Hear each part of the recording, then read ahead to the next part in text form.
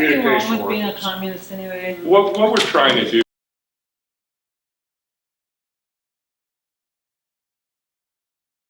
Sorry, he's got his hand up. I'm not sure if you guys realize this, but a lot of the people with the 15 Now movement, especially the ones that were testifying a few weeks ago, namely Jamie Partridge, Heidi Cyprus, and Justin Norton Kertson, these people are all outright communists. They take part in anti-capitalist marches. They take part in Marxism studies at Portland State University. And so those are all the people that are for this big increase.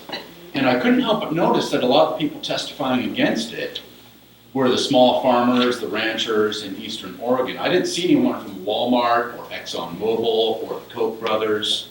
These were all regular folks. So it's Believe like, me, their lobbyists are talking to us. Yeah. So, but I mean, I'm wondering why or if or where you guys stand, if you're standing with the small farmers and ranchers, or if you're standing with the outright communists. Are there any other choices? My family supported that, and we don't have a lot of communists in my. Yeah, you know, Which we're, union is it? Yeah, Right. there's nothing wrong Communication with being a workers. communist anyway. what we're trying to do here, you know, and I have to say that, Say there's nothing wrong with being a communist? Yeah. No, yeah, that's Okay. a free country, right? so I know that there are a lot of people who feel that this timeline is too long, right?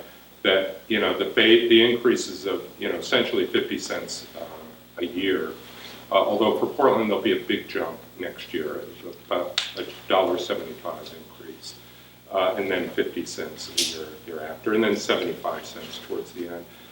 That's not enough. But, you know, for me as, you know, the chair of the committee that had to hear all this testimony, I did hear a lot of poignant stories from people, small business people, who were really concerned about the impact. And what they asked us was, you know, the bottom line is, if you're going to raise it, if you could make it longer and more manageable, that is smaller and longer, so that we have the ability to absorb these changes every year. And predictable.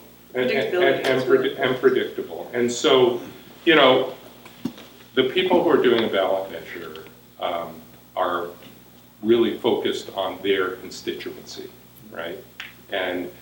But you know, we as legislators really have to look at the whole state, and we have to look at all, you know, as many interests as possible and try to balance them. And that's what you've got here in this plan. It's imperfect in a lot of ways. We're having a hearing on Tuesday. We're going to hear a lot of opposition from people who say that it's too weak, and then from others who will say that it's you know, way too aggressive. You know, that's how these things go.